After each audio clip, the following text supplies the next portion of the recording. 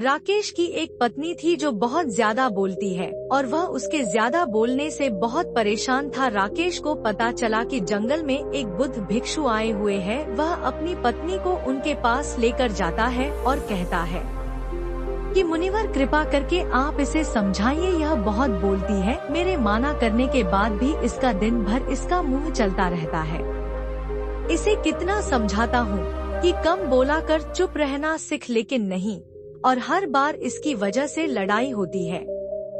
महात्मा मुस्कुराए और बोले, मैं तुम्हें इस बात को एक कहानी की मदद से समझता हूँ। मेरा गुरु का एक शिष्य था जो बहुत बोलता था। वह हर समय इधर उधर की बातें करता था और कभी शांत नहीं रहता था। जब वह दान लेने के लिए जाता तो हर घर से एक नई कहानी लेकर आता है और आश्रम के दूसरे शिष्यों को सुनाता, और एक शिष्य की दूसरे से बुराई करता, चुगली करता और दूसरों के सामने अच्छा बनने का प्रयास करता है और खुद के मुंह से ही खुद की तारीफ करता रहता और हमेशा खुद को गुरु के सामने सबसे बुद्धिमान और उत्तम साबित करने का प्रयास करता। वह खुद को कभी सभी शिष्यों से अलग और श्रेष्ठ मानता, या उसका कहना था कि मैं अमीर घर का बालक, अगर मैं चाहता तो एक आरामदायक और सुविधाओं से भरा जीवन जी सकता, लेकिन मैं वह सब छोड़कर यहाँ आ गया क्योंकि मुझे खोज करना, खुद को जानना है, जीवन को जानता है। एक दिन गुरु ने आश्रम के सभी शिष्यों को बुलाकर कहा,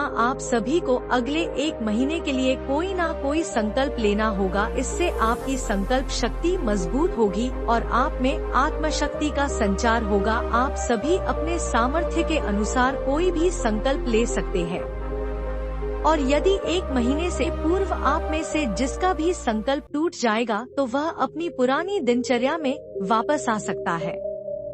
सभी शिष्यों ने अपनी शक्ति के अनुसार संकल्प लिए और गुरु को अपने संकल्प में बताकर वहां से चले गए। लेकिन वह शिष्य जो खुद को सबसे अलग दिखाना चाहता था, वह सीधे गुरु की कुटिया में पहुंच गया और बोला, मैं कोई छोटा मिटा संकल्प नहीं होना चाहता, बल्कि खुद की ही जैसा एक महान संकल्प लेना चाहता है। कृपया आप ही बताएं मुझे क्या संकल्प लेना चाहिए उसको। यह बात सुनकर गुरु मुस्कुराए, बोले, क्या तुम मेरे द्वारा दिया गया संकल्प पूरा कर पाओगे? क्या तुम्हारे लिए उसे पूरा करना संभव होगा? शायद नहीं, वह तुम्हारे लिए संभव नहीं, तुम उसे पूरा नहीं कर पाओगे, इसलिए तुम खुद ही कोई एक संकल्प बनो। शिष्य ने कहा, नहीं गुरुदेव, आप जो भी संकल्प मुझे देंगे मैं जरूर उसे पूरा करूं। गुरु ने कहा, ठीक है, तो तुम अगले 1 महीने तक चुप रहो, मुंह से शब्द भी नहीं निकालो, यही है तुम्हारा संकल्प। शिष्य ने कहा, गुरुदेव, यह भी कोई संकल्प है? बहुत ही आसान है, आप यह तो संकल्प दीजिए जो योग्यता के बराबर हो। गुरु ने कहा, पहले तो तुम इस संकल्प को तो पूरा करके दिखाओ। शिष्य ने गुरु की बात मान ली और वह उसी समय चुप हो गया और पलटकर कुटिया से बाहर चला गया। उसे चुप रहना बहुत आसान लग रहा था। उसने एक दिन तो जैसे तैसे चुप रहकर काट लिया, लेकिन दूसरे दिन से उसके मन में ना बोलने का बोझ बढ़ने लगा और तीसरे दिन उसे भारीपन महसूस होने लगा और चौथे दिन उसके अंदर एक अजीब सी बेचैनी होने लगी, क्योंकि आसपास के सभी शिष्य एक दूसरे से बातें कर रहे थे। वह भी अपना पक्ष उसके सामने रखना चाहता था, उनकी बोलती बंद कर देना चाहता था, लेकिन उसका संकल्प उसके सामने आ रहा था, इसलिए वह पूरे दिन सिर्फ और आंखें बनाता। इसी तरीके से कुछ दिन और बीते और वह शिष्य बीमार पड़ गया। उसका सिर फटा जा रहा, उसका खाने पीने तक का मन नहीं था, वह सिर्फ बोलना चाहता था। वह गुरु के पास गया और उनके सामने बैठकर लिखकर उन्हें बताया, गुरुदेव, मैं बोलना चाहता हूँ, बिना बोले मुझे सांस नहीं आ रही है, मेरा दम घुटता जा रहा है, मैं अंदर ही अंदर पागल हुआ जा रहा हूँ, मैं क्या करूँ? अपना संकल्प तोड़ा दूं क्या? यह पढ़कर गुरु मुस्काए और बोले, संकल्प तोड़ने के लिए नहीं होते, लेकिन जो अपने संकल्प को पूरा कर देता है वह अपनी आंतरिक शक्ति को बढ़ाता है, और जो अपनी आंतरिक शक्ति को बढ़ा लेता है वह समाज और जागृति की राह पर आगे बढ़ जाता है। संकल्प का लेना भी तुम्हारे हाथ में था और इसे तोड़ना भी तुम्हारे हाथों में है। तुम्हारे बहुत से भाई अपने संकल्प को तोड़कर अपनी पुरानी दिनचर्या में पास आ गए हैं। अगर तुमसे नहीं हो पा रहा तो तुम भी संकल्प तोड़कर पुरानी दिनचर्या पर वापस आ सकते हो। यह संकल्प को नहीं पूरा कर पाए, लेकिन याद रहे अगर आज तुम रहे तो तुम अपनी बाकी की पूरी जिंदगी को कैसे संभाल सकोगे। बाकी फैसला पूरी तरह से तुम्हारे हाथों में है। गुरु की यह बात उस शिष्य के दिल में चोट कर गई। वह बिना कुछ बोले वहाँ से वापस चला गया और खुद को अपनी कुटिया में बंद कर वह केवल अपने जरूरी कार्यों के लिए वही कुटिया से बाहर निकलता। बाकी सारे समय कुटिया में ही रहता, उसी अंदर बैठे रहा। 15 दिन बीत चुके थे और आश्रम के लगभग सभी शिष्यों का संकल्प अब तक टूट चुका था, लेकिन उसका संकल्प अभी भी जारी था। संकल्प लेने के बाद से अब तक उसने एक शब्द भी नहीं बोला। सभी शिष्य आश्रय हैरान थे कि इतना बोलने वाला इंसान ऐसा चुप कैसे हो गया। 15 दिन बीतने के बाद वह दोबारा अपने गुरु पास गया और लिखकर बताया है, गुरुदेव मैं बाहर से तो चुप हूँ, लेकिन मेरे भीतर बहुत सी आवाजें हैं, बहुत सी चीज पुकार और शिकायतें हैं। मैं अंदर ही अंदर बात करता रहता हूँ। मेरा मन तरह तरह के प्रश्न पूछता है। मैं बाहर से जितना मौन, भीतर से उतने ही शोर शराबे से भरा। क्या इस तरह से मेरा संकल्प अभी भी है? गुरु ने कहा, हाँ तुम्हारा संकल्प अभी भी जारी है, लेकिन जब तक लोगों को यह आवाजें तुम्हारे कानों में अब उड़ती रही, तुम्हारा मन बोलता रहेगा, क्योंकि इसे तो आदत है। तुम भूले ही बाहर से चुप रहो, लेकिन मत तुम अंदर ही अंदर बोलते रहोगे। तुम्हें इन बातों से, इन आवाजों से दूर जाना चाहिए। शिष्य गुरु को प्रणाम कर वहाँ से चला गया है और सुबह होते ही अपनी कुटिया छोड़कर जंगल की तरफ चला जाता है। कई दिन बीत जाते, संकल्प का समय भी पूरा हो जाता है, लेकिन शिप लौटकर नहीं आया। अक्षम में सभी को डर था कि कहीं जंगली जानवर ने उसे खाना लिया हो। इसे बीच उसे ढूंढने की बहुत कोशिश की गई, लेकिन वह कहीं नहीं मिला। गुरु भाइयों ने मान लिया था कि जंगली जानवरों ने उसे अपना शिकार बना लिया है, लेकिन गुरु को ऐसा नहीं लगता। एक दिन आश्रम का एक अन्य शिष्य गुरु के पास आया और बोला, गुरुदेव हमारे उस अधिक बोलने वाले भाई के साथ क्या हुआ होगा? क्या जानवर ने उसे मार दिया होगा? गुरु ने कहा, हो सकता है कि जानवरी ने उसे अपना शिकार बना लिया हो, लेकिन उसके ना लौटने की एक दूसरी वजह भी हो सकती है। शायद उसे वह मिल गया है जिसके लिए वह गया। या फिर शेप ने पूछा, गुरुदेव क्या ज्यादा बोलना इतना हानिकारक होता है? गुरु ने बोला, कहा इंसान के जीवन के बहुत सारे दुखी में से एक दुख यह भी है कि वह कभी चुप नहीं रह सकता, हमेशा कुछ ना कुछ बोलता ही रहता है। सिर्फ हमारे बोलने के कारण हमारे आधे से ज्यादा दर्द पैदा होते हैं।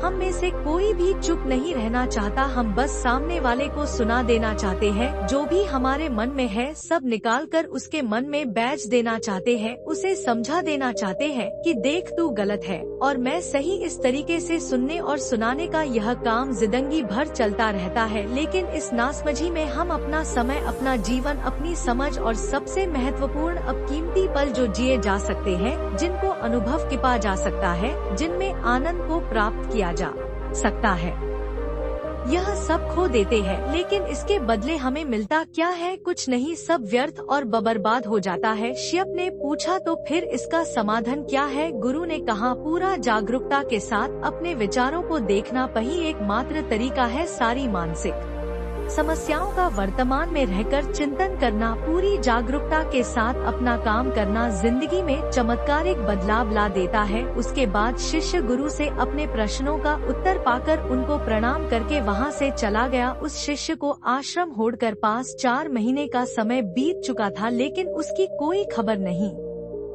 अब तक तो सभी गुरु भाइयों ने भी उसके वापस लौटने की उम्मीद छोड़ दी थी, लेकिन एक दिन वह आश्रम लौट आता है। लेकिन अब वह नहीं था जो वहाँ से गया था, वह कुछ और ही बनकर वापस आया था। उसके अंदर एक गजब का बदलाव महसूस किया जा सकता था। उसके चेहरे पर एक गजब का ठहराव और आंखों में बड़ी शांति थी। आश्रम में आते हो सभी गुरु भाइयों ने उसे चारों तरफ से घेर लिया और बातें करने लग गए। वह भी अपने गुरु भाइयों से बातें करने लगा। उससे बात करने वाले सभी ने यह अनुभव किया कि अब वह पहले जैसा उतावला और बातूनी नहीं रह गया था। उसके मुंह से एक एक शब्द बहुत ही सुलझे हुए और मधुरता के साथ निकल रहे थे। थोड़ी देर तक गुरु भाइयों से बात करने के बाद वह सीधा गुरु की तरफ चला गया। उसने गुरु के चरण हुए और कहा, गुरुदेव, क्या मैं अब भी मौन हूँ? क्या अब भी मेरा संकल्प जारी है? गुरुदेव ने कुछ देर तक शिष्य की आंखों में बड़े ध्यान से देखा और कहा, हाँ, तुम अब भी मौन हो। तुम्हारे मुंह से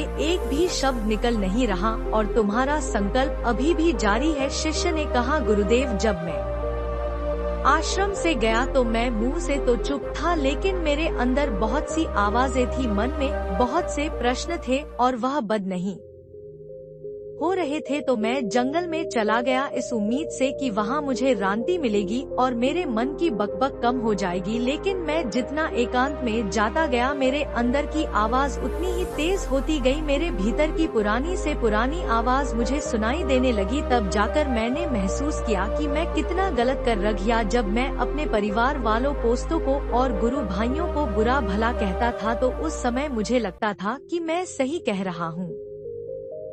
जब मैं गुरु भाइयों की एक दूसरे से चुगली करता था और उनका मजाक बनाता, तब भी मुझे यही लगता था कि मैं उनसे बेहतर है और मैं सही कर रहा हूँ। लेकिन उस दिन मैंने पहली बार महसूस किया कि मैं कितना गलत बोलता था। काफी दिनों तक यह आवाजें, यह शिकायतें मेरे अंदर चलती रही, लेकिन धीरे धीरे करके एक दिन यह सारी आवाजें मेरे अंदर से समाप्त हो गई। अब मैं भीतर से भी मौन हो गया। उस घने जंगल में बाहर से कोई से बोलते वाला था नहीं और भीतर कोई आवाज बनी ही नहीं थी और मैं उस दिन पहली बार मौन का सही अर्थ समझा। मेरे चारों तरफ बेहद शांत थी, हालांकि अभी भी कुछ आवाजें आ रही थी जो पहले भी आती थी, लेकिन मैं उन्हें सुन नहीं पाता था। पर अब वे सभी आवाजें मुझे स्पष्ट रूप से सुनाई दे रही थी। घुआ के चुनाने की आवाज, चिड़ियों के चाहक की आवाज और पानी के बहने की आवाज, यह सभी आवाजें मैंने पहली बार पूरे होश पूर्वक सुनी। अपने चारों तरफ इतनी शांति मैंने पहली कमी महसूस नहीं की घी। तो इस शांत को भंग करने के लिए मैंने बार अपने मुंह से कोई शब्द निकाला। मैं चिल्लाया, हे ईश्वर, यह कैसी शोती है? सभी कुछ इतना शांत क्यों है? ऐसा क्या हो गया?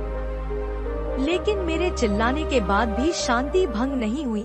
सब कुछ पहले जितना ही शांत या शहर भी और भीतर भी है। गुरुदेव, मैंने अपने गुरु माइयों से बात की, मैंने आपसे बात की। मैं बोल रहा हूँ, मैं चल रहा हूँ, मैं सब कुछ देख रहा हूँ, लेकिन मैं अपने भीतर एकदम एकांत में हूँ, मौन में हूँ। भीड़ में होता हूँ तब भी भीतर से अकेला एकांत में होता है। जब मैं खुद में भी शोर करना चाहता है तब भी एकांत में ही होता हूँ। अब सब दिखाई पड़ने लगा है, सब सुनाई पड़ने लगा है। गुरु में कहा, जब तक हम बाहर की तरफ बोलते रहेंगे भीतर अशांति ही रहेगी। लेकिन तो दोस्तों, आपको यह कहानी कैसी लगी कमेंट में जरूर बताएं और हमारे YouTube चैनल